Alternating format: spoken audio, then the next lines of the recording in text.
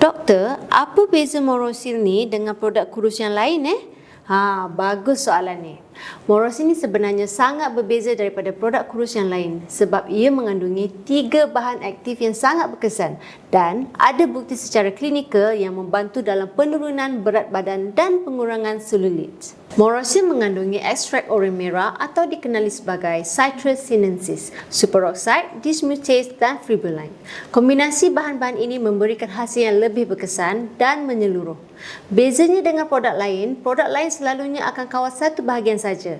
Contohnya hormon saja berbanding dengan Morosil yang kawal hormon, kawal selera, kawal prebiotik dan juga selulit. Tak ada lagi produk yang kawal semua sekali serentak macam ni.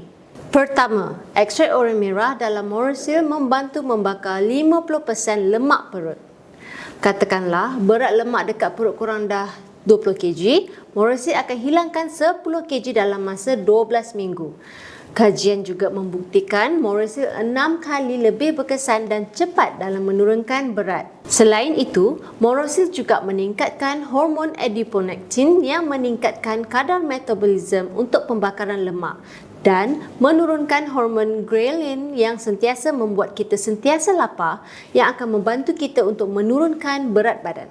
Kedua, Morosil mengandungi superoxide dismutase, satu-satunya bahan yang terbukti secara klinikal dapat mengurangkan selulit.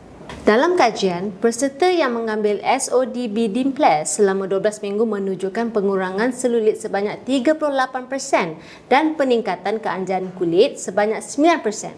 Ini menjadikan kulit lebih licin dan anjal. Ia adalah satu kelebihan yang produk kurus lain mungkin tidak dapat tawarkan. Ketiga, Morosil mengandungi fibulin, sejenis serat prebiotik yang membantu mengawal selera makan dan memperbaiki penghadaman. Kajian menunjukkan bahawa fibulin ini dapat meningkatkan rasa kenyang dan membantu mengurangkan pengambilan kalori harian.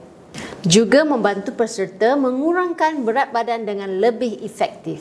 Jadi, dengan kombinasi bahan-bahan ini, Morosil ini akan kontrol semua aspek untuk menurunkan berat badan secara menyeluruh, especially bahagian perut dan juga mengurangkan selulit. Ia bukan sahaja membantu anda menurunkan berat badan dengan lebih efektif, tetapi juga memperbaiki kesihatan kulit dan penghandaman anda. Jadi kalau anda nak turunkan berat badan dengan cara yang lebih berkesan dan mendapatkan kulit bebas selulit seluruh badan, dapatkan Morosil sekarang dan rasai perubahannya sendiri.